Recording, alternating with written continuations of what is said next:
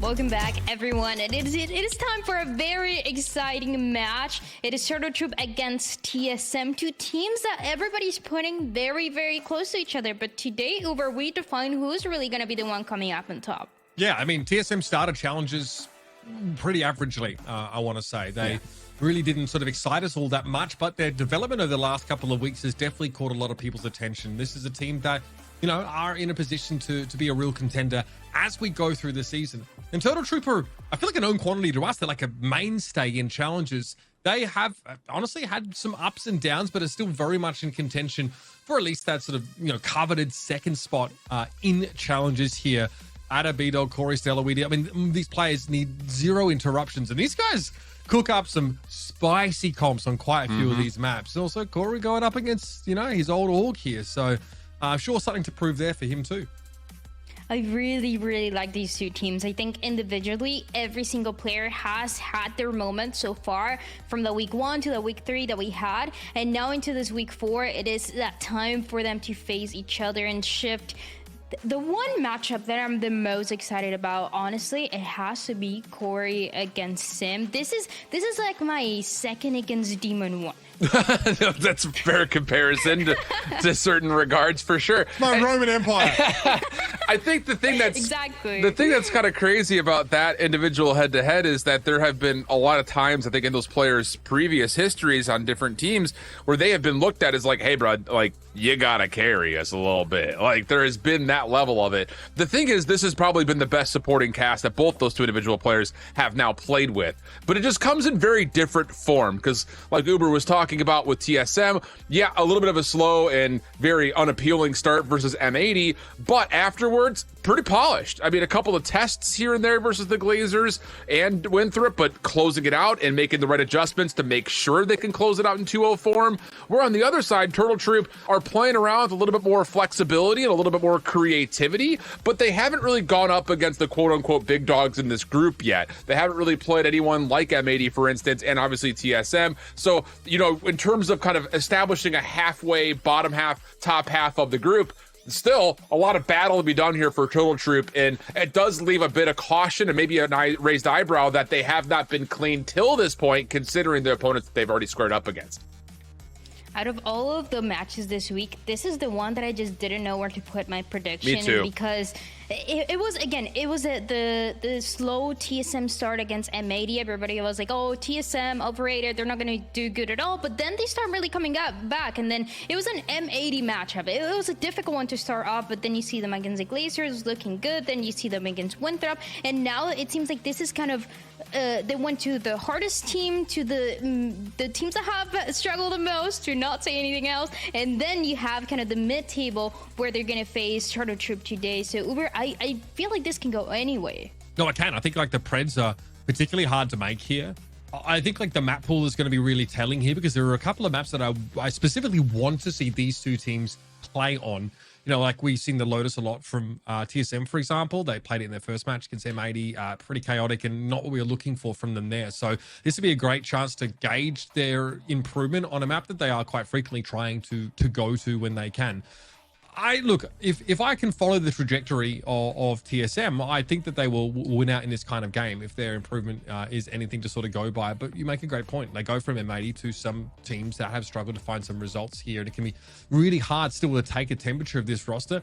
But it is star-studded, and, you know, Sim has really come into his own as well. Yeah. That's a play that I think everyone's getting really excited about. I mean, you talked about Corey versus Sim in a matchup. Like, you know, Corey sometimes is playing like the Neon on a few different maps, right? His role maybe not always the same, but oh, here it is. I mean, these two players, there's a reason why they headline this matchup, but Sim's getting a lot of that well-earned respect over the last couple of weeks.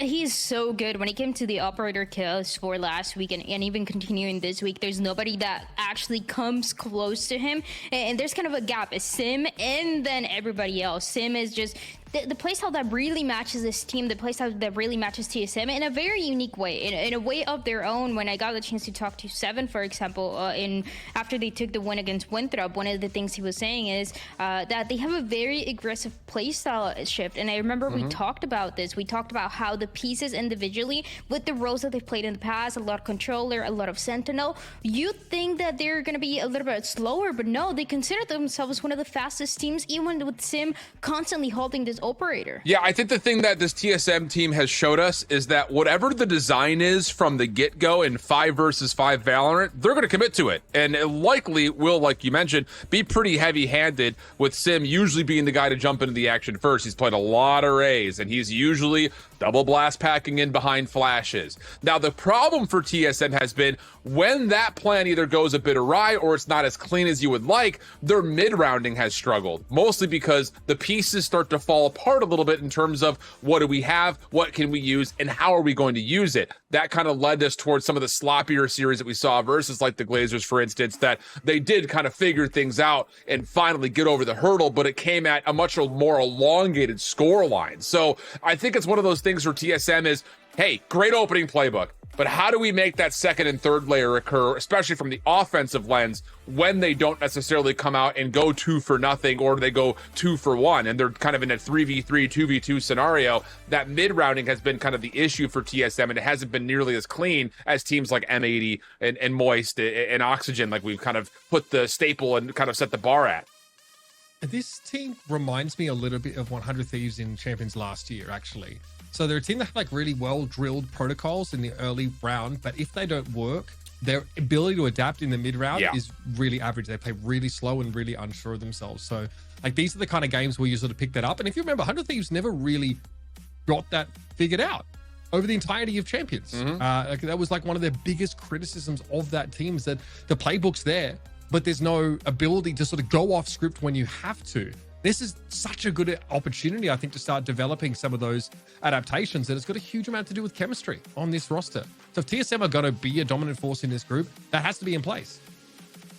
And when you look at the other side, you mentioned 100 Thieves. There's Stellar, right? A player that has been actually performing pretty well for this type of Turtle Troop. So you have those two teams that I feel like need to find themselves. Are you going to be, as Shift you've been mentioning, are you going to be that second place team, or are you going to be the team that is struggling the most? That's why this match matters so much. Before we had 1 week left, and this can really guarantee how everything is going to end up looking for the group at the end. But let's jump into the map select. Let's see where we're going to be headed. As Uber, you were saying, this maps can mean so much between Turtle Troop and TSM today, and immediately it's very interesting. Sunset, Lotus, and Bind to close this out. I mean, this is super interesting. These two teams, honestly, like they have a pretty similar map pool. The fact that TSM are picking Lotus, which is statistically in Challengers, Turtle Troop's best map, it favors them pretty well. The Sunset choice by, Turtle Troop is interesting, right? Because it is a map they want to go to. They play the Deadlock, they play the Fade, and the Jet combo on this map with the Brimstone, right? It's probably Weedid's influence, I think. But they've not won on this map yet. And in fact, against SAD, they got absolutely thrashed on Sunset. So I like that. For me is extremely interesting. I think that's the kind of map that like we need to be looking at, that definitely sets the tone for this series. Because in Challengers, TSM haven't really played it yet, right? They've been mostly like a Breeze Lotus team. And that's why like Turtle Troop just get rid of that Breeze straight away. They don't want to deal with it. So this is what I wanted. We get the two maps where we get two spicy comps from Turtle Troop. Again, one is like the Neon comp. The other one is the Deadlock setup here. So I think Roy talked about this actually a little bit on Spike Drop earlier. They do like use the Deadlock a little bit like the Sage that we saw. I think Core played Sage on Sunset as well. The wall's also being very effective. There's also some boosts you obviously can't do with Deadlock, but the function obviously to make those retakes much harder after defenders give up sites is going to be pretty important. The crazy thing about it was I've casted at least the first game when Troop played Winthrop, and they came out with this Deadlock comp, and I was like, wow, they had like a great offensive half, and I was like, this comp only gets better on defense. Surely they didn't really play all that well on defense. Fast forward the next week, they played a great defense, and I was like, wow, this is so much fun to watch. This is what this comp's supposed to do. And then they have a miserable offense. So, like, this has got to feel for Troop like, all right, time to put both the pieces of the puzzle together, because we've seen success from their very likely agent composition on both sides. It just came a week apart and not at the same time. So, yeah, I think you're absolutely right in calling it. I think the Deadlock play does lead to a lot of really interesting kind of more reactionary setups, especially from the defensive side. But we saw it find a lot of success versus SAD. Then all of a sudden on offense, they couldn't find anything to work with because the Deadlock was just really not getting the utility utility in places to ever get post plants. So that's the struggle, is can you get the spike down offensively and then use the power of the deadlock to really lock things in? So that's where my curiosity point is for Troop here, because I think you're right. The map number 2 is going to feel really great for them as well, considering it is one of their most played maps. That's such a classic though on Sunset. Sometimes you do really well on attack, sometimes you do really well on defense. You never know what you're gonna get from teams each day. It's so curious. Even with this deadlock, I remember last week Wyatt was not the biggest fan of the deadlock for a valid reason, right? Because the deadlock utility still forces you to play for contact. You cannot just put it like a sage wall and leave it like it's nothing, or a trap wire from Cypher. You still need to be watching those angles, so it puts more pressure into those players to be aware of 1 or 2 angles that they're going to be watching. If it's going to be that B side in market or something like that. So there's a couple of things to take into account, but also something that Turtle Troop said is that they've been winning with this composition when they're playing scrims, when they're playing officials. So I mean, there's no reason why not to run it, right? Now we get to jump into Agent Select. We see if things are going to look the same. I am expecting them to look the same for the side of Turtle Troop on this Sunset. We actually have not seen TSM play just yet. Whoa. Okay. Things are different. Things are actually not what we expected. I was saying they said they were looking good with a deadlock confident, and guess what? They changed the composition. A little bit of a surprise here, but it's time that we get this map 1 started. Over and Shift, down to you. Thank you. A double initiated here. Gecko makes his return to Sunset. Obviously, Gecko can offer a lot of power with the ability to so easily recover that util. But, I mean, this is interesting. This is a big mix-up. I mean, there's no Jet. There's no Fade. There's no deadlock. I'm not disappointed necessarily. I think this is also a very interesting setup here, but a big departure from what we've seen so far from Turtle Troop. And the bigger agent that's missing in my mind is there's no Viper. No Viper. So this is all about, I mean, for Troop, it has to be kind of like we were talking about a little bit with the Glazers. Whatever it is, it has to be pretty heavy-handed. You just don't have the ability to kind of separate the site, especially from the offensive side. And then defensively, lots of pressure towards Adder to be kind of a lockdown agent, which, to be fair, he's kind of answered that call a couple times previously. So I wouldn't be surprised to see that kind of be the mentality around this. But the no Viper situation would lead you to believe that this is going to be a lot of just flash and dash kind of styles for this opening half for Troop. Proto spotted early. Ooh, I fear that man with a pistol, that's for sure. Turtle Troops here at least get themselves that orb secured. And very much the opposite kind of composition than what we saw from the Glazers, which had only the paranoia. You have many flashes to work with here as Turtle Troop. Yes. I think Corey took some spam there through that smoke over at B main. And I think the other important part about the Gecko is, you know, when we talked about not having flashes available for teams like Glazers on this map, hey, you can just get the wingman to drop the spike in for you. You just need to put some smokes down, throw a knife, throw a flash out, and then just commit the wingman to try to jump on for the plant. You don't have to worry about necessarily cleaning out every single angle because, well, you can just trust that wingman will be a 6v5 for you. So there's the smokes, there's the knives, paranoia comes across, and then wingman gets to work. Corey just decayed from that poison orb, wasn't actually damaged, but he's back in the fight now. Here comes the side hit from behind. Oh, that flash util. That all gets avoided by TSM, who play off the side, but then kind of have to just contact through smokes. Gimon able to hold his ground there, and Ada looking sharp. Now 7 is caught between a rock and a hard place. Nowhere to go. Topping we did at the very least, but that'll be Turtle Troop with the pistol. And that's the power of Gecko right there. Again, you just smoke off the tight corners, you throw a 1 paranoia through the angle that you're most worried about, and then as the wingman starts to get the move, then you throw the dizzy out, you move forward into that space, you take it away, and you force the engagement at your terms. So really good awareness in terms of how you're going to expect to see this offense kind of develop for Turtle Troop. And for TSM, their thing about this is you can't get baited into like, oh, they threw 1 flash and they're committing, we have to throw our counter utility. You have to start getting on read on what is the actual green light for these offenses, because you don't want to get caught throwing too much of your defensive utility early. This round, a couple of the sheriffs do get purchased up here for TSM, but first blood cleanly tallied by Corey's off to a heater to start. TSM gambled on B. Didn't pay off there as their only A player has already been brought down, but 7 has been able to wend his way in towards the A site. And Corey's just holding, waiting for contact. Great spot here for Weeded. Spots Gimon here, but the shoulder peek gets the better of him. Yeah, this is just 7 in the spy cam right here. And a classic. One of those good luck, have fun type moments. Bounce pass off the paint shells, clears a little bit close, fragment deep, and this is the isolation we're talking about. Yep. Oh, the Dizzy actually kind of self-aligns though. A little unfortunate there, but the trade still come out in favor of Troop. Proto, last one left. Full HP with the Sheriff. You never want to rule him out, but this would be a hero play and a half. Nice little pop there from Turtle Troop that establishes a setup inside elbow, and then they cut noise. Yep. Slow it down. Corey holds an angle waiting for contact, and then they go again once that util is online once more. This classic aggressive look from Turtle Troop, albeit with a different comp. Yeah, it's looking scary. It only gets more troublesome when the Thrash gets online, by the way. That's the other part about it is, you know, Gecko so quick to get the ultimate charge thanks to the pretty much free plants. You always get plus any kills behind it, which if you know B-Dog, you know he's going to slay. So expect to see Thrash out pretty often, I would say, if Turtle Troop continue to find success in these opening approaches.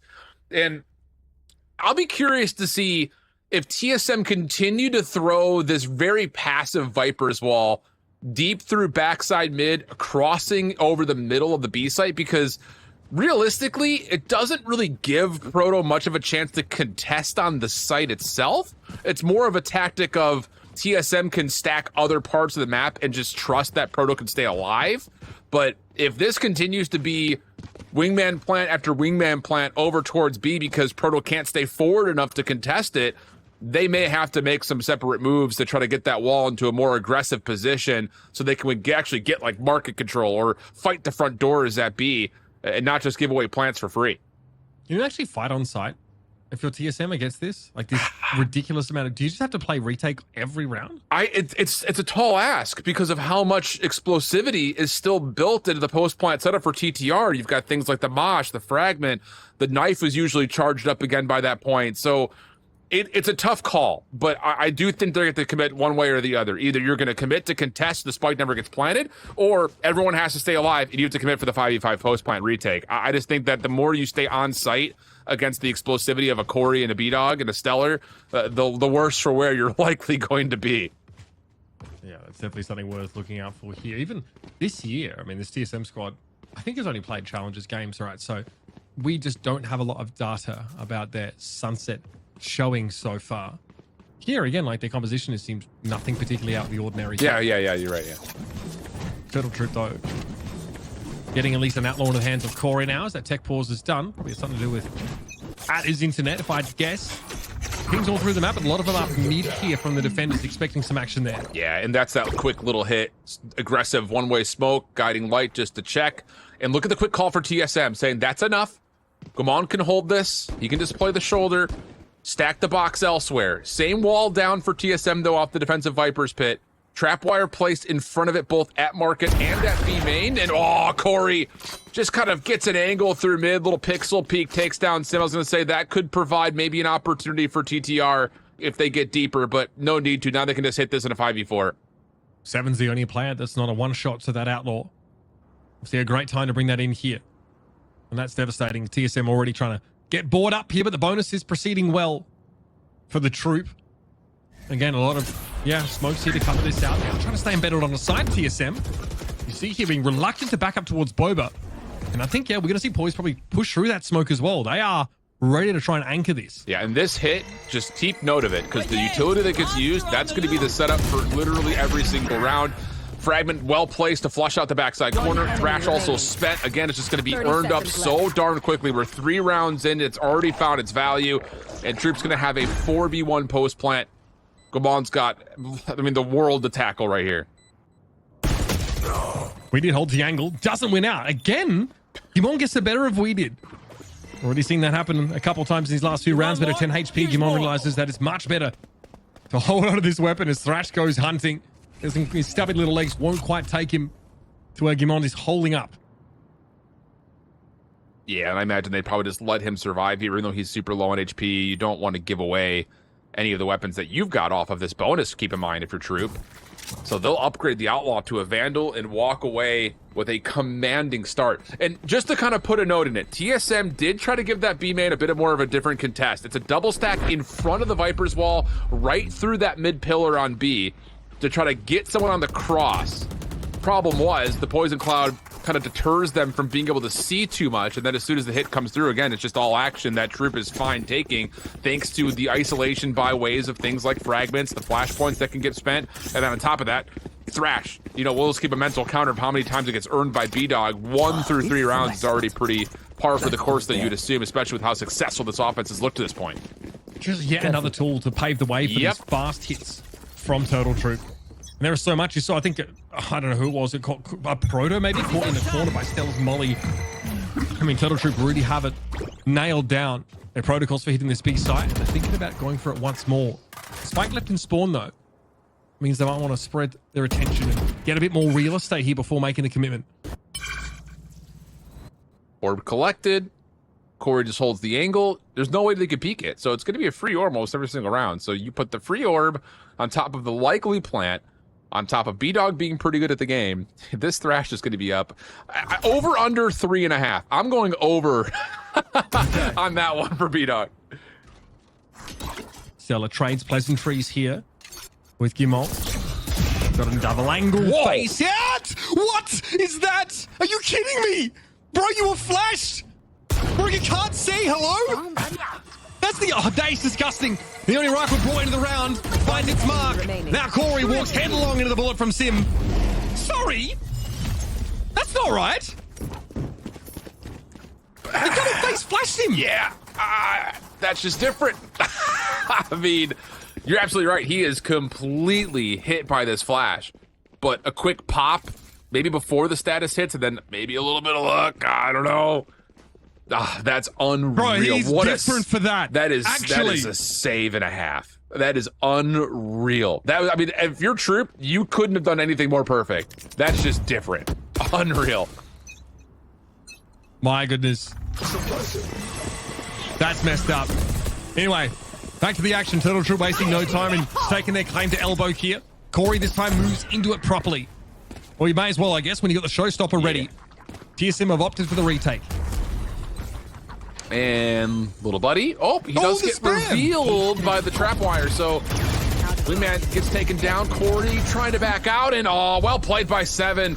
Again, the passive setup this time for the trap wire works out perfectly. He's now on 3. He knows Corey's nearby and likely tagged, but the Sheriff will not find the final shot needed. And we go into a 5v2, and that's the contest that TSM is going to want to try to replicate each and every round if possible. Oh, Corey's out of there. No way. I mean, it goes from bad to worse awfully quick. First is Wingman getting caught out in the open. Spike left on the site. And then TSM come in and give them an absolute clapping. We have seen 2 different extremes over the course of these first 5 rounds. TSM bite back awful quick. And they're doing it cleanly as well. Very much so. And that's something that if you're TSM, you try to bank on, is that, hey, 7 has got the setup to try to deny the early execute, so to speak, from particularly B-Dog, but Troop as a whole. I mean, if the Wingman gets taken by the trap wire, that is the win. That is already another defensive win condition for TSM can try to bank on, is you don't get that spike planted. How does Troop get back to the spike, hold that ground, and successfully get the plant off? Because this is all about hoping the Wingman gets the successful plant. Not having the Viper means it's going to be very difficult for them to control the space comparatively to the success that TSM is going to be able to put together. So that's going to be maybe another focus here, is can TSM continue to make life difficult for Wingman? 7. What a sick round. Those trap wires giving him everything he needed to know. I'll rotate him back over to the B site now. And once again, we'll take a leisurely walk up A. This time, though, already being spotted by the bellboy. A bomb buddy sees Turtle Troop. Now the knife just to make sure no one's holding close on towards A immediately. Again, the limited weaponry here for TTR is going to make this a very difficult approach, but once more, you're in a situation to where if you just overwhelm with utility, it may not even make a difference what weapons you have, because you can just get forward so quickly if you burst on towards sight. So lots of pressure here, not just on Proto to get a read, but more importantly, keep your eye on Sim. How does he want to try to approach this from the front side at A? Like that from Proto. Snakebite going to slow things up. This lets Sim get in. That A-Link's being watched pretty closely. Corey double satchels over Sim. You're paranoid, bro! You're paranoid! He gets brought down by Corey. Still went for it, though. Gotta love that. Come on inside a cyber cage here.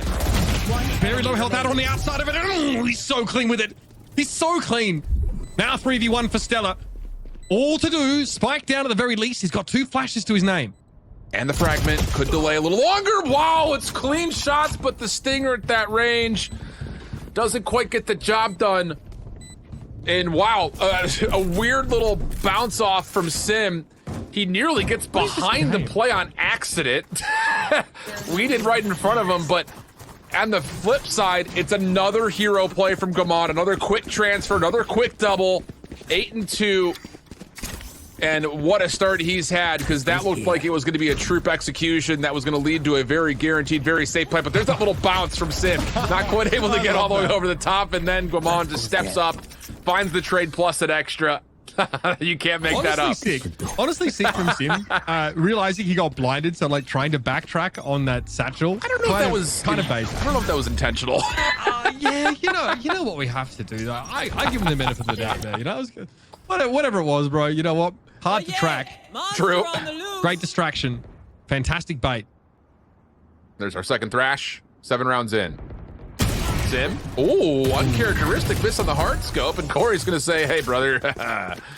Yeah. How about that?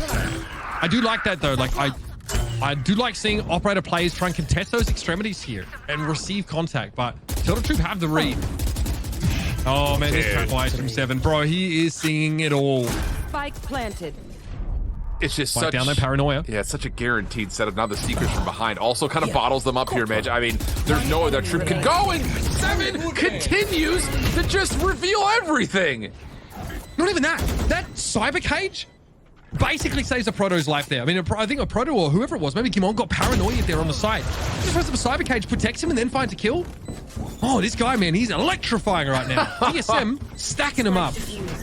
And at this point, Troop think they're going to be mostly here on what would likely be a large majority of a save, maybe a little bit of a half purchase for a couple, but after this round, Troop needs to reconsider their options back over towards B, because this setup for 7 is so well put together that it's just far enough away to avoid things like satchel charge push-throughs. And outside of the satchel charges, how else are you going to destroy the trap wires? Because Troop have to go so quickly, they don't have the luxury of putting down a smoke, trying to find the trap wire, deleting it, and then we go. They have to use We Did Smokes to control the site because they don't have the Viper, so they have to burst.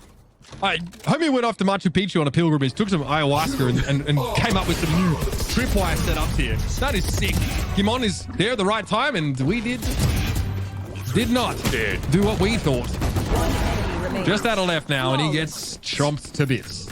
I mean, another just immaculate display of shooting from Guamando, by the way. 7 gets the other 2 with the operator, which is a new threat now added to the mix that Turtle Troop have to consider. You know, he may not have to pull it every single round. I mean, he could if he wants to play a passive setup. Otherwise, this round looks like he's going to pass it to Sim. But this timeout has to be about what can Troop do to maybe get a little bit of presence through mid, try to force a defender to rotate over, maybe even sneak into market, throw some utility that direction to kind of split this hit towards B. Because right now, they are finding themselves completely funneling right into the waiting arms of both 7 and Guamond. And I mean, it has literally been the closest thing to like a 2v5 that you could possibly put on picture. They have dominated single-handedly more often than not. Yep, just owning those extremities. And 7 either plays up with that operator or gives up the site and then just gets free kills because of those trap wires. It's been really, really nice to watch. And again, with how fast Turtle Troop are playing, they're very subject to that stuff, especially where like they probably can't find satchel or paint shell connection with a lot of that utility, right? It's just been really challenging for them. I love the switch to have 7 here in the middle part of the map. They are really reading this from Turtle Troop very well. Yeah.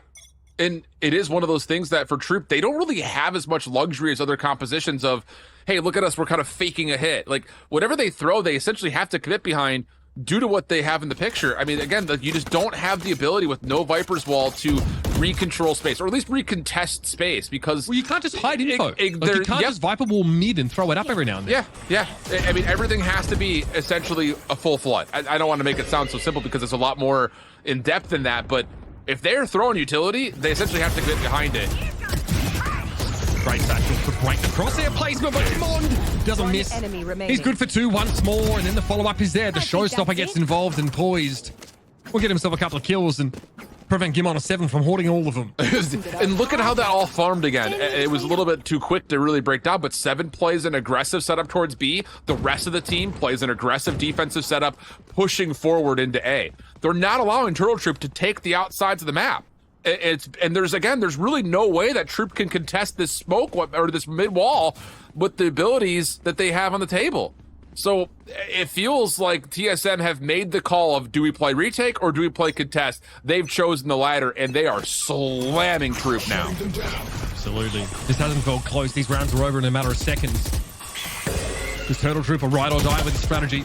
Oh, the off angle from Bro, this guy. Oh, you've got to get up early in the morning to get the better of him. My goodness, Corey. Who, by the way, an FPS veteran at the highest level in multiple titles, gets absolutely clowned on. And it's just no room to work with. I love TSM playing this proactive, not essentially letting Troop get away with these free setups, so to speak. Poise on the corner, 1v1 goes his way. Not going to get the second, but B-Dog is in trouble. And it's not getting much better as the defense is already fully rotated over to A. Team A. Wow. Hello. The spike is here. TSM had the high-low setup for B-Dog. You just had to give it up there. And that money tells you everything you need to know about this situation. Also, that really long green bar there, where it has TSM score. Yeah, everything's green. 7 in a row.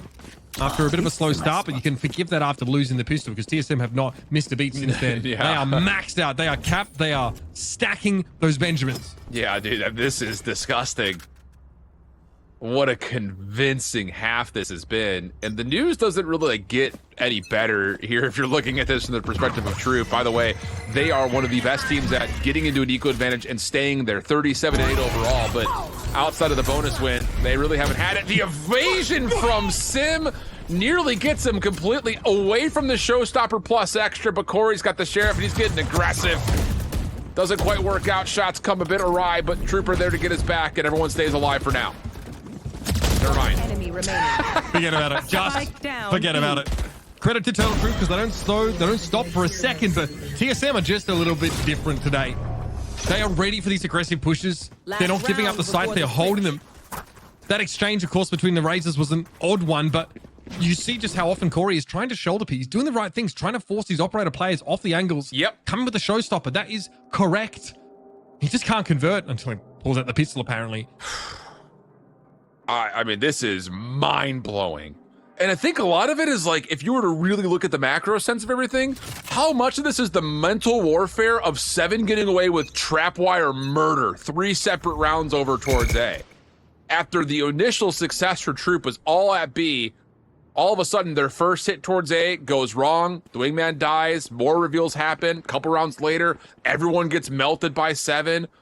It just throws a complete monkey wrench for Troop's designs. And now you've got Guamon just throwing a curveball at mid, and he's going to catch timing. They were just here.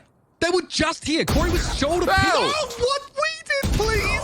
Guamon gets the drop on him. B-Dog at least having a trade here, but this gives a bit of information away. Some presence of Turtle Troop over towards that A side. Exactly that is audacious shift. He literally just saw a dizzy and a shoulder peek in mid. Good call here, though, from Troop after that response at mid. Boys can only really hold this corner. He really cannot contest the site at all, and so he'll give it away. But you do have the ability to potentially grab an elimination, maybe get the cyber alert in for 7. But Thrash is at the ready. Is that number 3 or is that number 4? And it wasn't keeping count. I want to say 3. Given that the opportunity for Alt Orbs has been limited, great position from Corey. That is stellar positioning. Boys now behind the box in the middle of the map, but Corey's going to be there. Only a pro to really try and hold them back at the end there, and Turtle Troop with a nice little recovery. Switching sides. Yeah, that's an important round right there. That just not only keeps you away from the 9-3 tally, which is crucial, but more importantly, it kind of helps you reset your mental touch of, okay, we know we can execute with this composition. Just trust that maybe there's a bit of a, Guamon just having a heater right now. Him and 7 both are on one. And how many of those rounds you kind of chalk up to the fact that 7 and Guamon essentially won them by themselves. Very awkward passing between moments right there, by the way. But the quick trade, the quick burst, the quick follow-up, that looks good. The question now becomes, how of your Troop do you decide to play defensively? because again, you're restricted on how much the map you can constrict because you don't have the Viper up. So you have to stretch your defense right off the get-go with everyone having to watch essentially everything. So everyone's got an assignment here for sure. There's my buddy. Battleship surely hoping for a bit more from their attacking side. TSM having not shown us this map yet this year. Look unbelievably well drilled on that defense. And again, they do have explosiveness here in their composition. B-Dog trending over towards that link here. Camera removed and a smoke. Plus the Trailblaze to potentially clear the site. Yep. TSM are ready. Yeah, it's just the one trap wire in the way. Adder's really not going to be able to peek off of it either. Paint shells delays. Oh, Sim gets this read. Oh, he does, but it doesn't matter. Adder just a little bit quicker on the trigger. So, chance for the retake. 5v4 just comes down to can they get through the rest of this utility. Proto steps up. Bold call, Paranoia is on the mix, and now Troop can make their way onto site. Voice very low there inside that smoke, but the flash out is good. He's able to find at least one. That'll put TSM in a position where they can take it, and Gimon with 3 more. It feels like there's nothing this guy can't do this map. He's on one, bro. Just flat out. Gimon is officially past the NBA jam of heating up. He is well on fire. 18-5. And what looked to be Troop just flooding even through what was a pretty solid flash from Poise. Gimon just steps out with a classic and still gets 3. I mean, some days you just have to chalk it up to someone popping off. And right now that is all GMD. And now with the weapon advantage, TSM looking prime for double digits. Troop is going to have to gamble stack. Paranoia comes out, but Sim playing a little bit more reserved. 1-for-1's not bad. Offense has to stay responsible for this weapon here, and they may catch TSM for a couple more. Yeah, sure will. Buddy. This is going pretty badly. Weeded's able to get out with the Phantom. 23 points of health to boot. Not too shabby, though, for TSM in general. And now over towards the A site we head. It's definitely a sense of TSM have that lurk wall up there, but very little information, so this will give Turtle Troop some time to start to allocate their resources to the other extremity. Yeah. Only real issue is that Weeded and B-Dog were not able to get up far enough to collect any of these weapons, so it will be a 3v2 and a retake that will likely not see weapons change much here for TTR. Like maybe someone takes a long flank, but it's just there's so many uncertainties about playing through B main right now. They're not going to have the time to, most likely. So this will have to be about likely Weeded kind of being cannon fodder with only 23 HP. He can kind of be the first one forward, enter in, kind of sacrifice his life, hoping that Adder can follow up behind him with the Phantom. Turtle Troop's so adamant about staying together at B here, the 3 of them. A lot of it's got to do with that weaponry, I suspect. Do not want to get caught as individuals or pairs here. The Trailblazer was held onto for so long by Poised. He didn't use it at all to clear A. A Proto has an angle here. Note the shields. Very healthy at the moment. And in a position to backstab, he hears it all. He hears everything. All of the plans with Turtle Troop laid bare before this man. And it's a 3-piece for a Proto to get TSM with their nose out in front in this second half. Yeah, that's such a tough moment for Troop. There's just really not much you could do right there. You have to run. You have to move quickly. And that means that you're subject to cheeky plays like that. Hell of an awareness move, though, for TSM to kind of split their post-plant setup. Again, 2v3. And you may not 100% know if they collected any more weapons or not, but Proto just takes a chance, gets deep through the backside of A, and then as soon as he starts hearing those footsteps from the spawn, it becomes just easy pickings from there. Easy commitment call to follow up on it. He threw himself at risk of being isolated, instead walks away with no one shooting back at him, catching it all from the flank. Turtle Troop now able to buy up, get themselves into the game. Viper Walls kept a couple of players for the Troop over towards the A side here, and this is a fast hit. Trailblazer gets caught inside the trap wire, and that's going to be removed. There is another one on the site, though. Gimon might be about to find out. Cypher Cam also yet to be removed, and Sim wants to play towards the back of the site, but that's as far as he goes for now. Yeah, why not, though? Stinger up close like this, he just has to go 1-for-1. This is a lot of pressure on Troop being able to isolate with things like their own fragmented flashes. You have to get utility out of here if you're TTR on this retake. Sim gets his, he'll take it. But here comes the hit now from the defenders. Wild spray there from Addo, eventually claims the target, and a Proto now has to clutch once more. Suppressed, but has no need of the util. Tries to wrap around to the left here, but Weeded comes away with 3. His biggest round of the game. And Turtle Troop able to weather the storm with their fantastic suite of retake utility. Yeah, really, really well done. And again, that's a bonus right there for TSM, really, anyway. So, not the end of the world. You would like to have made it a little bit more punishing, sure, but you get the plant off. You're good to go for another full purchase here. And even in that limited buy, TSM, I think, still throws some mental warfare in the direction of TTR with Sim getting forward like that on his post plant by himself. And that's something that, Dryad was kind of bringing up is Sim is no stranger to being like, boys, I'm going to go do something crazy. Just hold my back. And more often than not, it feels like it works out for him. That time he did get the 1-for-1, but yeah, limited utility and weaponry on the offensive side past that. Hard pressed to hold. And we go 10-5. He's happy getting one and done there, I think, with just a stinger. Yeah, 100%. Makes sense. The cyber cage immediately bursting forth here. Clear the close angle with the paint shell, and Sim goes bounding across the site once more. It will be a retake set up for Turtle Troop. There's a player in mid. A pro here has been left as a loose end. This is huge. The thing is, you have to expect that a proto's lurking. You just always have to expect it. And the trap wire will keep him somewhat honest, but timing is everything. He can just wait to break this until the focus in the front starts to break down, and he already has. So look at TTR. They are slow at market. They're slow through the back. This is taking so much time, Mitch. Proto here looking for a timing. Already, though, the side hit's starting to come through. Addis found two. He's pushed his way all the way up. Traded out eventually here. He got rid of a Proto. That mid-lurk player gets cut down. Turtle Troop managing a really complicated situation with that loose end Viper in mid fantastically. Well, the big key there is as soon as the trap wire drops, they don't just keep their focus behind, they actually throw the Dizzy out just to make sure that the lurk from 7 has, or pretty from a Proto, just has to hold there. And then you throw out the wingman to try to get towards the defuse. It forces TSM's hands on the post plant that they have to reveal where the rest of their setup is because you can't just let him get on for free. And then you still have a lot of retake utility from Stellar, who's up to 8 assists, by the way, which we don't often talk about the assist category, but 8 assists is quite a hefty number at this point of the game, especially considering how this game has gone to this point. So really good stuff from Troop, and yeah, TSM getting foiled on that lurk through mid has to kind of talk it through to see what they want to do. I imagine this is mostly a conversation of how do we want to try to reforminify our post-plant setup, because getting onto site really hasn't been much of an issue for them yet. Do we see TSM try and take mid here behind a flash? And I don't think Poise will keep this guard here, but if he does, see Seekers look pretty good from there.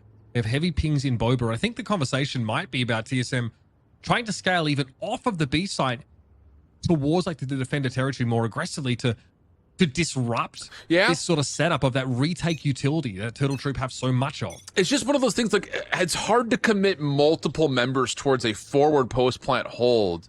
I think a lot of that is because you've got, we'll call it the double sentinel, right, between Proto and 7, essentially, because you really are trying to use post-plant mollies and you're trying to get whatever trap wires you can to watch flanks. So your utility to hold inside the site is limited to whatever your setup looks like. And so if you're Sim, maybe you're the only person who can really play that far forward, but you could see the struggles of trying to play back at the same time. There's just so much quick burst from this Troop setup. So the Viper will basically cancels out the one way. Yeah. Ooh, okay. All right, Sim. You have my attention. Here come the dark covers now. Seeker's also going to be deployed. They're all headed the same direction. That's right. They know there's someone nailing because we did just smash them, finding 2 through the smoke. Yeah. Good reveal. Good kind of passive defensive setup. Now the spike is in a very, very bad spot. Zero Sense will come out. Tweeted up top. He's going to get a third. Spam nearly collects the fourth. But the secondary reveal will have Troop running forward, cleaning things up. And the only thing special there for TSM was the solo shot from Sim. Everything else well in hand for TTR's defense. I'm loving this. We had a conversation earlier, actually, about Turtle Troop's deadlock composition kind of like looking very good on attack on one half and then kind of weak on defense, right? Yeah. And so much of the conversation around like double initiator is like where it's strongest here, but Turtle Troop don't have to fight awkwardly on the side. Their retake is so good. There's so much info that can be gleaned. There's still a Thrash, by the way, waiting to be deployed here. So even if TSM get that spike down, they're by no means out of the woods, especially when they, on Sunset, you can't really scale off the side aggressively. Yeah, sure. Yeah. Just expose yourself. Oh, and another, just again, aggressive setup. This time it's just right down tiles. And Reaper's going to follow up. Thrash is right there with it. This is just the Giga Chad. Let's battle. Corey for 4. Yeesh. You're up. Stay safe. Corey, throwing him out of the phase days with some good old-fashioned smig in there.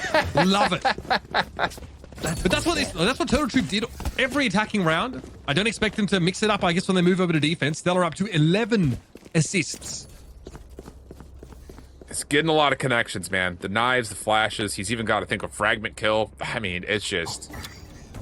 As much as TSM put a slamming on defensively, the thing is, this Troop comp has the ability of bursting and catching TSM off guard. It happened early in the first half, and by God, is it happening now. And TSM say, well, okay, let's not... What's the one place in the map they really can't burst on us at? Mid. Let's just stay there for a little bit. You say that until they like double flash through top mid smoke and they just get you as you're rotating. Sims the hero rifle here. Also had that showstopper. Suspend. This camera's going to spot them out. Kimon is aware of that at the very least here. Adder only sees the one, but they know, of course, mid was already taken. Now they're getting ready to receive them at Boba. Big pick. Great job for Sim with that solo rifle. Gets a key kill, and in they go. Oh, but the suppression comes out. He has to put the rocket away a little while longer. It's not guaranteed space, and all the neural theft largely denied by Stellar, who just stays on top of the site. And oh my, what looked to be TSM getting away with possible highway robbery. Troop right back in the mix, but the spike is rotating back towards A with the ability to rotate off from the shadows. We're resetting the 4v4. Let's get a util check here on the side of Turtle Troop. Stellar has both of his flashes still. There's a paranoia up as well. There's a lot to work with here now in a retake scenario. Kimon has no smokes right now. Still a poison orb for a Proto to spend here. Oh, the timing could be unreal for Proto. Knives out. Oh, they're not checking this, man. He just gets it done with the Sheriff, man. Never rule out Proto with the Sheriff. Dude, it's actually, I associate him so closely with that weapon. It's remarkable the consistency he can do this. All right, now it's getting a bit awkward though. Proto into 1v2. Doesn't have a Sheriff anymore. And B-Dog is a bit of that bow wow. Love to see it. Turtle Troop now bring it back to a 1-round difference. I got you. Power of the wingman. You have to spend shots to spam him through the smoke while he gets on for the defuse. It gives a chance for the Gecko to push up beyond it, isolate the gunfights at either low ammunition or just on weird angles. And what nearly was another pull away, kind of heroic, thrifty-ish round for TSM goes the way of Troop. We're down now 1, and TSM, it's hard to paint the picture of like, what did we do? Because let's be candid, like, yeah, they've been foiled on their post plant, which was the main focus to begin with. But in round 17 and 18, it was just Troop running at them. And now they've got Showstopper at the ready. I mean, there's a lot of tools here where Troop can continue to just play aggressive if they want to. Too many early tools available to B-Dog there means that TSM can't really play fast towards A main. Instead, once more, it's about mid. Will Sim simply walk in again, find a pick at Boba, and start the transition to the site? They've moved that Cypher util over to A this round. Adder was anchoring B previously. Still over a minute left in the round now, and perhaps some heads turning back in that A direction. There will be a cam set up on that site. You can see the B main's constantly being checked. And then again, this, the Trailblazer clears space, but Troop just don't care. And they've got the setup that they want around the site with the trap wires guarding both entrances into the immediate plant area in specific. We did on a really aggressive corner. Oh, just got to get beat to the trigger. And now all of a sudden, TSM could do a little bit of a burst attack of their own. Corey's going after him. Oh, Corey! Sim gets brought down by Stell. That's the Corey. Now has to find a way to make use of this. Kimon gets himself wedged up towards Boba. It's only a trade, though. 30 seconds left. In the 3v3. Showstopper now off the board. Corey going to buy some time here. Well-placed paint shells here to slow a Proto with 7-up. Yeah, TSM was just waiting for Poise to hit through market before they committed onto site. Really heads-up play. Flash also connects. Stellar gives away his position. Adder not fully on site yet. Tough angle across the site. That is great hesitancy from TSM. Saying, wait a second, Poise is in a great spot at mid. He can get behind Corey at market. Let's just wait for it. Trust that he wins this 1v1. That's kind of a Trojan horse. And it works out absolutely beautifully for TSM. Hell of an effort from Troop, but Corey, as soon as he doesn't really get anything off the showstopper, I think he was mostly looking to try to capture over towards market. Maybe had a chance to pop it and pull it towards main, but we've got the beauty of the X-ray. He doesn't. And obviously the focus was making sure that the defense could hold on to market position, and that's ended up kind of failing them in the long run, which gives TSM the edge back. Blinded. decent buy here for TSM, all things considered. Yep. Didn't have come into that last round with a very shaky economy. So able to find a way to stabilize. And now they're playing it really safe. Using a Proto was the more active member towards the middle part of the map. They want to signal at least that they might transition through market again, but that's not the plan. Trapwire gets eaten up here. Dark cover. Okay, and a molly even thrown out by Stella to slow this down. Yeah, the null command, maybe a touch early, but it forces TSM to have to back off and worry about mid, worry about someone maybe potentially threatening over towards the cyber trap. And even though it doesn't necessarily become a part of the defensive setup, they do force TSM back, and Corey is in a great spot to just kind of utilize whatever B-Dog tosses with this operator to hold the line. Operator on the extremity to play contact. This is what you want. Doesn't quite find the shot, but isn't punished for it. Able to back away, but that again makes TSM think twice once more. They're running out of time too. Yeah, and now Adder's in position to get a read. He can back off. Cyber Cage to give some separation. This is all working out perfectly for Troop. TSM have to force the square peg into the round hole. At least they find the first blood, and now the commitment has to be to B. Adder looked shaky there. I don't think he was ready for that aggression through market. He's going to fall, but we did. Steady hand this round. Very much needed. Great spray transfer onto Sim. And he's eating them up, baby. 7 down to 1 versus 3. We did waiting for his next victim. Still healthy, all things considered. It's going to be a save. What is with our omens today, bro? I mean, clean as you'd like. That is just, again, it's one of those things that, you know, pick and choose the part of the conversation of, did TSM show a hand towards that they were going to commit towards B? Not necessarily, but it was enough force for Troop to maybe feel a little bit unrooted in their setup towards B that you pop the null command. It forces TSM to have to wait because your only real entry is largely off of Sim's double satchel charge, which we've seen a couple of rounds in a row. And then as soon as that's off the table, TSM has to worry about potential lurkers through mid. You don't know what's over towards A because you hadn't looked that way at any point. And then you see, uh-oh, there's an operator there. We don't want to go battle that. And your next option is to have to play through market because you don't know how far forward the defense got at B, and you lost the tools to clear it. So it's this good kind of macro positioning from Troop to kind of keep TSM very uncomfortable through the round. You want to see TSM look to make as much use as they can of Sim's aggressive tendencies there, right? That double satchel on towards the B site was all well and good, but there was no real opportunity to trade. We did out for it. And of course, we did able to find 3 kills by the end of that round. But I will say, Corey being posted deep on A with that operator basically won the round for Turtle Troop. I mean, TSM at that point were out of time. They had to rush on in. They just had to find a way to hit the B side. They didn't want to face that long operator angle. Yeah, that's the last thing you want if you're TSM is to have the clock battling you and the potential of a burst defense that could just collapse on you like that. I mean, you can kind of see what TSM is trying to do, especially for that last round, is can we stretch out this Troop defense and keep them from being able to essentially deathball us? And that time, the clock became a 6th man, and Troop were able to happily use that, largely thanks to, again, the mystery behind the setup. So really well done, and TSM off the timeout looked like they want to try to force Troop to potentially get aggressive. But the thing about it is, as aggressive as this is for TSM, there was a quick peek with a knife towards B. So Troop know that this is not a fake. This is a hard commit. And B-Dog didn't have enough time to pick up the Dizzy again. Out of caught out in the open here, but his hard push towards elbow, and B-Dog's already out of there. Viper's bit towards A-Link here. Good pick. I mean, at this point, you can't lose the round. It's a fantastic pit. You can't be. Yeah, I mean, there's only 2 ways you go about this if you're Troop. You either have to push through the pit from the front, or you have to go through the outside with an operator. So, TSM, good aggressive pit, good aggressive post plant. We're gonna get a battle here, though, Mitch. This is not over yet. Here comes the hit. 3 players coming straight through from spawn. Boys waiting inside the hit pit. Weeder's already found one. 7 needs to find a good swing timing here. He's outside of the pit and he actually gets suppressed here. Corey makes the swing. Stella with the wingman. Drop down. It's going to vomit on towards 7. He gets run over by Weeded for another 3. Another 3 for Weeded. And Proto now trying to work his way out of the pit here, but Weeded's good for yet another one. And Proto looking to save the day. The Knives don't get the job done though. And somehow, Turtle Troop come out with the round. 11 HP. And they've evened it up. Burst comps, baby. I mean, oh man, it's so cool seeing how B-Dog is utilizing the timings with the wingmen, where he just, little buddy turns into a 6th man. Well, legitimately, because you called it. He's not able to get the Dizzy fully back into play again. and I don't even think he had a mosh on that retake, so you weren't really able to isolate the pit maybe as much as you'd like, but it starts first and foremost with Gomond. He tosses a paranoia. It looks like it's perfectly timed, but it's a 1v1 between him and We Did. Of course it is, because they're the two gladiators right now for their squads.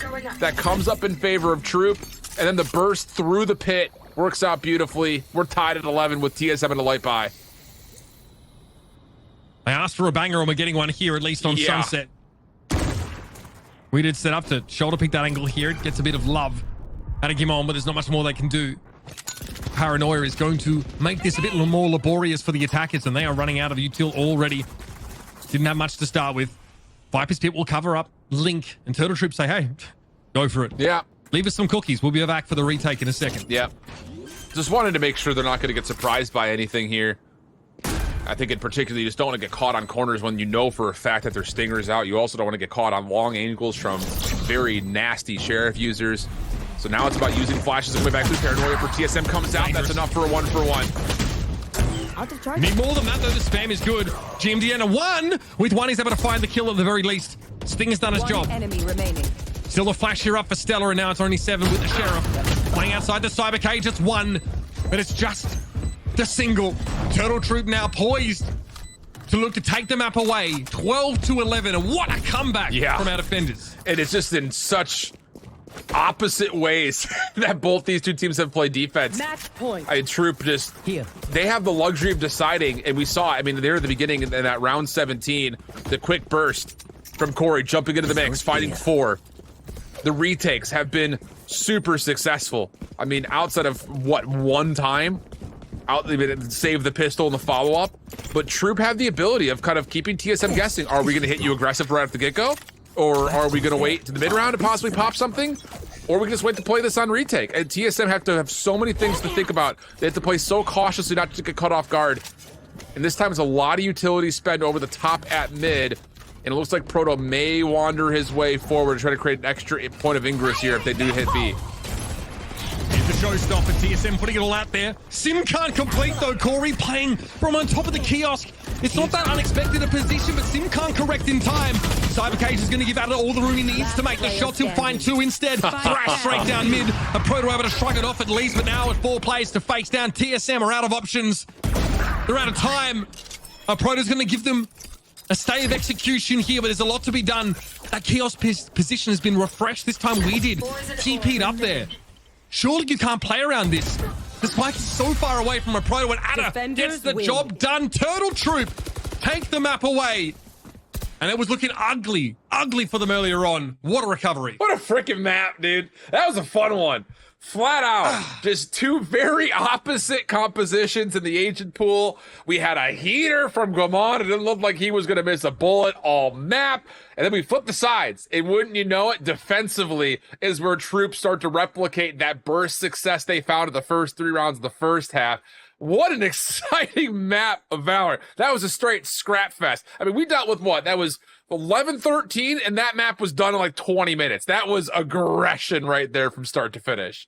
Yeah, you normally think those maps kind of get drawn out and go for quite a long time, but we know Turtle Troop had to go for it on offense, right? They really had no choice. They had 1 gear. On defense, at least, they can basically treat it like an offense half as well. Yeah. They can just practice their executes just on the other side of the map there, and the retakes were sublime. I mean, throwing it back, like I thought, 7 was fantastic. Imon just on an individual level looked so good. 7's use of that Cypher util on defense was great. So many teams have ummed and ahed. Do we give up site? Do we fight on site? Do we subject ourselves to all this util? And I think I love that fantastic initiator heavy composition shift. It's sick. We got more to talk about though. We're going to take a quick break. That was indeed a heater. I'm feeling it. We'll come back after this and get you set up for map number 2. The game starts long before the game starts. And warm hands are faster hands. Gain the upper hand and power up your pregame warm-up with Zippo hand warmers.